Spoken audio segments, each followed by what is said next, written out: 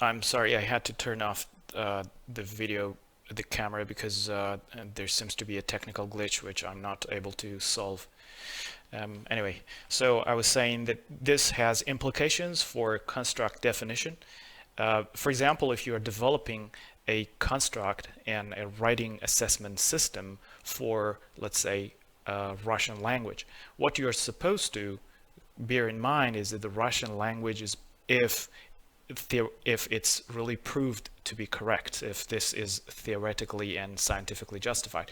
Russian language in the written form progresses in this way right now, as I'm highlighting here.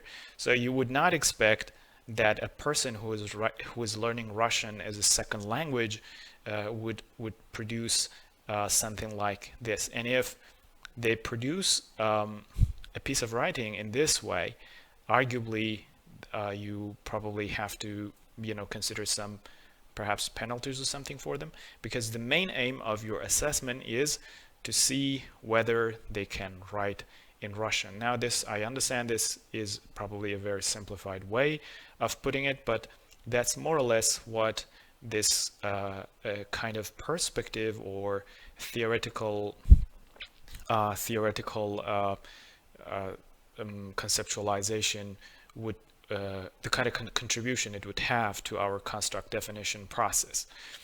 Now I would like to move on to the cognitive perspective and highlight three features of a good writer from the cognitive perspective.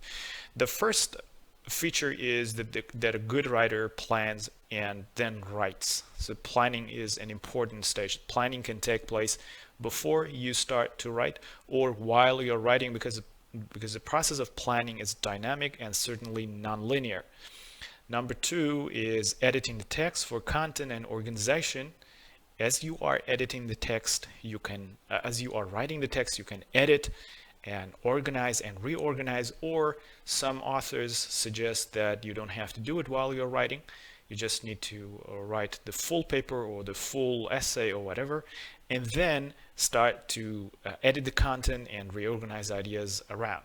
Well, it's probably up to the author or the writer to choose which strategy. And number three is to take into account the reader and the audience. Now, these are three basic ideas which have been highlighted by Weigel, but there is a lot of theoretical discussion and argument around these points. I would like to start off by elaborating on Flower and Hayes' model, which emerged in 1981. It's basically a model of writing, and it most likely applies to writing in the first language rather than the second language.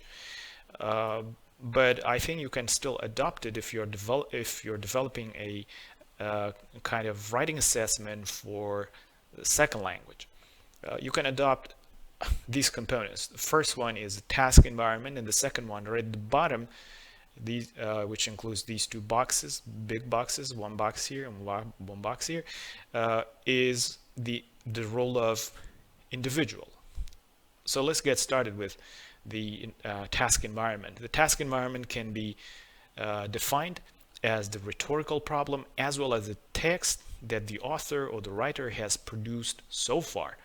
The rhetorical problem is, consists of topic, the audience, and the exigency. In other words, the kind of topic that you are expected to write about would definitely affect your thought processes, your planning, your translation process, and reviewing process. And also, your familiarity or lack of familiarity with the audience can affect those processes. Exigency or the motivational cues, in other words, why you are writing the essay or the paper, can all affect your writing process and the sort of knowledge that you retrieve from your long-term memory. Now, the text that you have produced so far can also affect your writing process, because if you have the habit of going back to the text that you have produced and review it, you will then find out that understanding and comprehending the text that you have produced so far can also affect the plan and the organization of the rest of the paper. which is being written. Therefore, in this here in this box, the stress is on comprehension. Therefore, you become not only a writer but also a reader or a comprehender. Of course, this aspect has not been well developed in Flower and Hayes. In the next model, which I'm going to present to you, you see that there is a lot of focus on the text produced so far, and a lot of discussion of the comprehension process of the writer. So here, the idea is that you're not writing in a vacuum, but you're writing in a task environment. The task environment has a connection, or can affect, it's better to say, can affect the writer's long-term memory. That's the knowledge that you have stored, the topical knowledge or the world knowledge, the knowledge of the audience, and any writing plans that you have, and all are already available in your long-term memory, can all be influenced in one way or another by the task environment. You use anything that you have accumulated over the years as your long-term memory, as well as, of course, other sources, external sources that you can access to but has not been identified in this model, to start your writing process. Writing process has 3 stages: planning, translating, and reviewing. For planning, of course you need to have an organization plan, and you need to set some goals. For example, I'm going to write a paper on the assessment of writing, and my goal is to write 2,000 words and not beyond that, and so on and so forth. And then you start to translate your thoughts into words. And here is one of the actually limitations of this model, because there is little about how this translation takes place in the mind of the author. Are you using vocabulary or using your syntactic knowledge? And if you do, how, in what ways? So basically, if you are, this is a cautionary point, if you are using this model for the assessment of second language writing, just be sure that this area, this translating box, would actually need some further elaboration and extensions. After translating, which actually is influenced by the text that you have produced so far, because that also affects your thoughts, and there is a connection here, you start to review.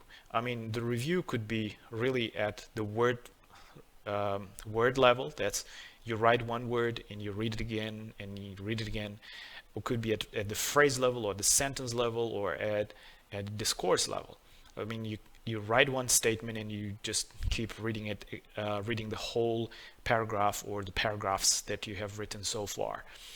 This is in order to evaluate and to revise your text. But how this evaluation takes place and what kind of evaluative strategies are there, or what kind of revision strategies authors use, are not very much discussed in this model. So it brings me to the Hayes model.